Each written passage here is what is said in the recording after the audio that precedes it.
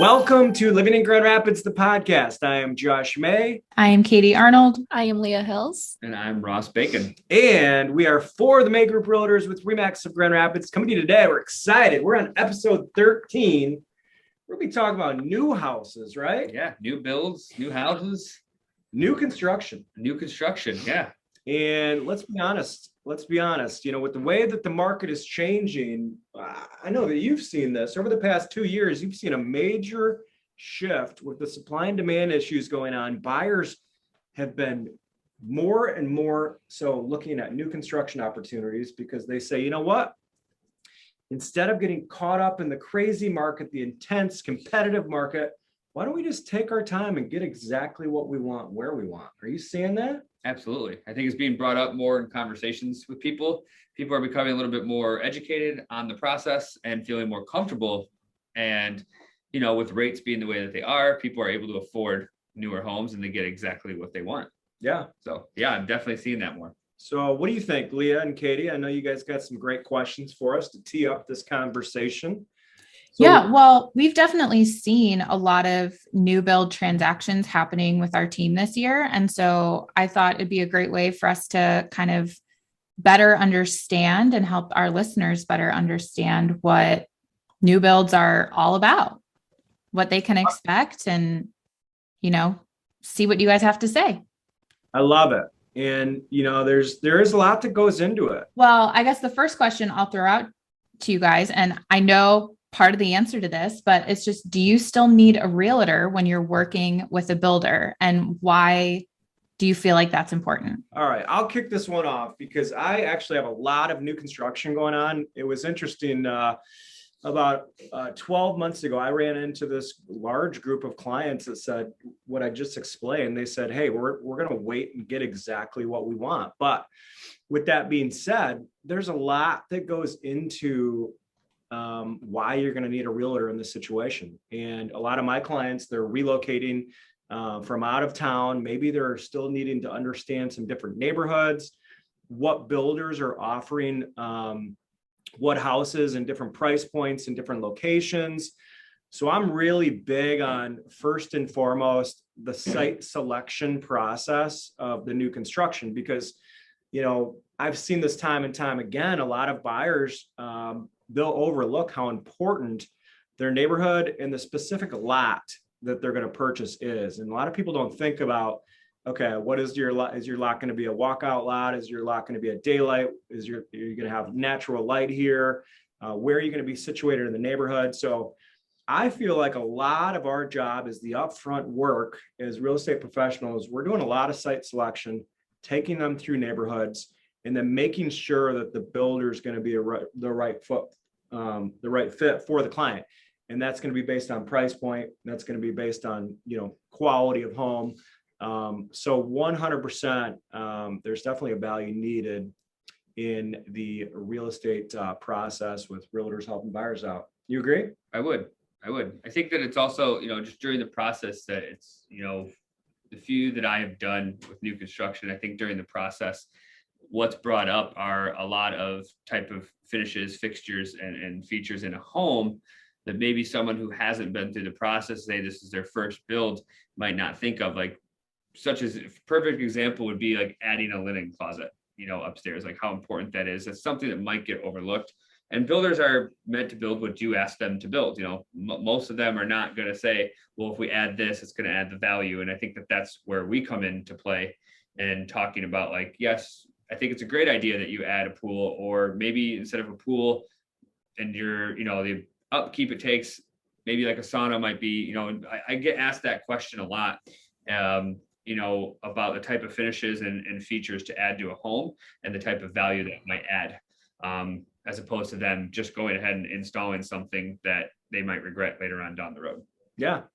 I love it. You know what? Ross touched on a really important thing there. It's a lot of our job is about protecting the investment for our clients and the resellability piece here. So oftentimes, like Ross said, we will be guiding clients on, okay, does it make sense to have a walkout? Should you spend a little bit more money here to get a third stall garage? Because the other thing you need to think about with new construction, a lot of these homes are being built in neighborhoods that, homes might be very similar. So it's really important to get some of these upgrades to make sure that we don't just fall into the trap of kind of doing the bare minimum with new construction. So we need to think about all these resaleability pieces to help our clients. So from site selection to resaleability, and then just making sure that the communication is going well for that entire process between builder, project manager, realtor. So we're definitely involved from start to finish. Yeah, I think it comes down to also, like you mentioned, if it's in a development, typically in a lot of these developments, they're going to have different packages to choose from and the style of home that you want. And it's like, it's that option, or that option, as opposed to it's a different conversation if we're talking completely custom build.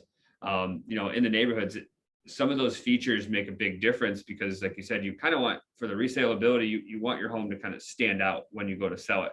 You say, oh, this has the fireplace, but nobody else down this street opted to have one of those. So like my house kind of stands out. If there were 4 amongst the neighborhood for sale, adding some of those little features and tweaking things a little bit will kind of help you stand out when it comes time to sell. So with your clients, what are some of the most important questions they could ask the builder? Maybe top 3 questions that you think are the most important. So yeah, I can get this started. I mean, I think it's really important for you to make sure that your builder is very well versed in the price point that you want to be in. And that just goes back to quality construction. You can't have a builder that's known for selling $350,000 houses. And that's maybe they're really great at that. And then for them to go out and build a $1.4 million house, which they don't do all the time. I think that's a really important question. So for the builder, what's your sweet spot as far as price point? What are you known for? And does that match with where we want to be? What are some other thoughts from you as far as other questions? Top 3 questions. Understanding the financing side of things and how the draws work, what is due, what's the out-of-pocket expense, because you're not purchasing a finished product yet. So it's a little different in how the financing side of things work. And I think if someone who hasn't done it before, it can be, it's a different process than it is purchasing an existing home.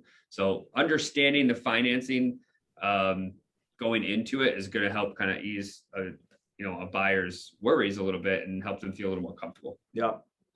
And then we're going to do like 3 and 4 here. I'm going to do 3 and 4 because I think it's really important to ask your builder just how is their communication? What systems do they have in place to make the communication of this process very seamless? Because what you've got to understand is, it's a really exciting process for buyers, but where it can get less exciting is if the communication is not the greatest. And then you've got a buyer kind of wondering like what's coming next. Are they hitting deadlines? Is the closing date, on target? So you really want to have a nice seamless communication, and builders need to have things in place. They need to have project managers in place. They need to have their systems in place. So you really want to ask about those systems. One of the other things I was going to say is one of the questions I always ask. Well, I could keep going with questions to ask, Leah, so I might go to 5 now. So one of the other questions to ask is, what is your track record of hitting deadlines? And what I mean by that is, again, this is a very big process for a buyer, and they might be planning on selling their home to move into another home. And we need to make sure that when a builder says, hey, from the time that we put a hole in the dirt, this is going to be a 6-month process. When they say it's going to be a 6-month process, people are planning on that. So it can't turn into a 9-month process. It can't turn into a 10-month process. That's where it gets really dicey.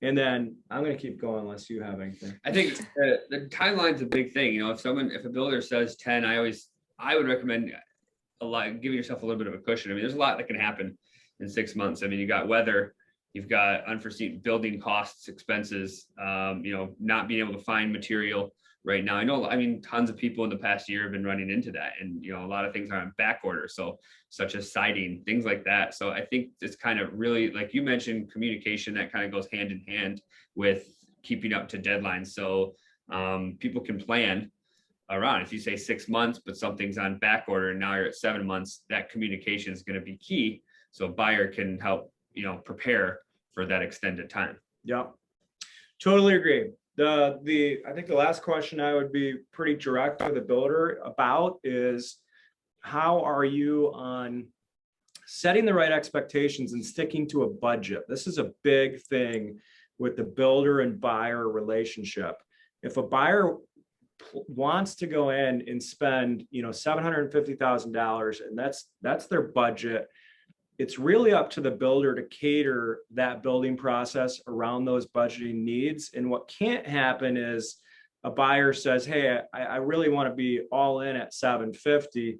And then next thing you know, that number is increased to 850, 900. Because in the building process, it's very easy to just keep picking additional items to put in your house. But I think it's really important to ask a builder, what are your plans for keeping us on budget here? Do you have a track record? Are people normally staying within $20,000, $30,000 of the first proposed building amount? And I think that's a key piece, because I've seen that many times where somebody says they want to be here, and then it gets a little bit out of hand, and that can cause some animosity between a builder and a buyer if that communication is not correct. And that number can get absolutely thrown out of whack if people start adding things that weren't a part of the original. And me personally, going through like an addition on a home, there's just always things that pop up that you didn't foresee in the planning process. And you're like, oh yeah, actually I want to do this. And once you actually start to visualize it and see it when you're walking into the space, you're like, oh, this is bigger than I thought. Maybe I'd like to add this, that increases the cost potentially. Yeah. Well, and I know a lot of things can kind of play into this, as you guys have said, but how long should you expect a new build to take? I think it depends. If it's custom, the size of the home, if it's in a development, like I mentioned, where they have the 3 packages, they're pretty good about staying on their deadline, because I mean, they have their crews are working in that specific neighborhood all day long. They're there, the materials there, all of the deliveries are happening in that neighborhood. So their timelines, it's pretty streamlined, but custom, you got to be a little more flexible, I think. Yeah. I think right now, for the developments that are up and running, and like Ross said, very similar style homes, the lots are already developed.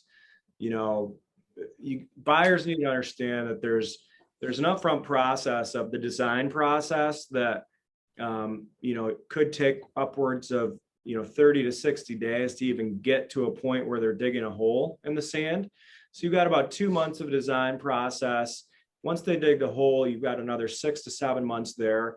So from start to finish in that 400 to 700 range, I think you're looking at anywhere between 7 to 9 months all in there. But as Ross said, when you get a larger house, when you get a more luxury style home, depending on the site and things needed there, I mean, we see those type of homes taking upwards of a year, 13, 14 months, pretty easy there.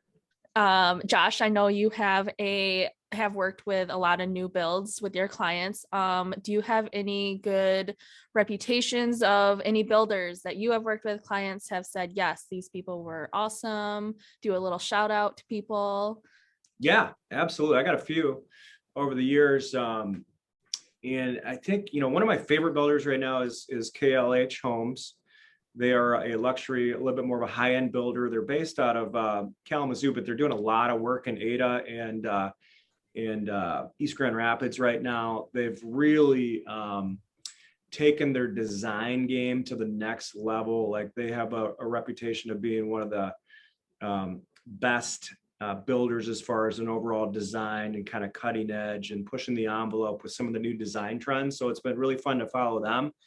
And then I've got some clients right now that are really, really happy with Eagle Creek Homes. They've got a new construction going on up in Rockford, and they've been very impressed from the communication from start to finish with Eagle Creek, the home design, overall pricing, budgeting. So right now, the two that are sticking in my head right now would be KLH Homes on the higher end, and Eagle Creek in that like 600 to 700,000 range. So that would be my two right now. Yeah. How about you? I personally had a great experience with Nugent Home Builders. They did a fantastic job. They do a lot of renovation and new builds too. So we didn't really talk too much about actual renovation work and like additions, but they do both. And we put the addition on our home, and they were really great to work with. Communication was key, and they did a fantastic job. And then I've been a big fan of Epic Homes too. I think that they do really great looking, clean product. So I think they have a great reputation around town as well. Those are all the questions that we have for you guys. Do you have any other like final thoughts on new builds or things that you think people should know before we wrap it up? No, I mean, I think this is a great conversation because the general public just doesn't know the ins and outs of the process. So I'm glad we had this conversation today.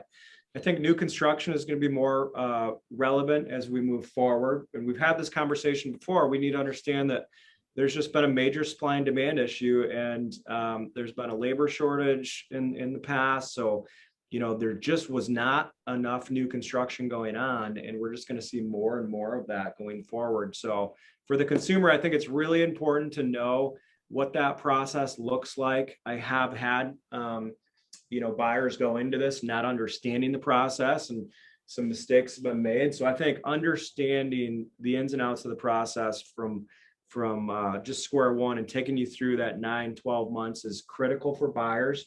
It can be a really enjoyable process. We've got tons of examples of people just absolutely loving their builders and enjoying the entire process and being in love with their homes.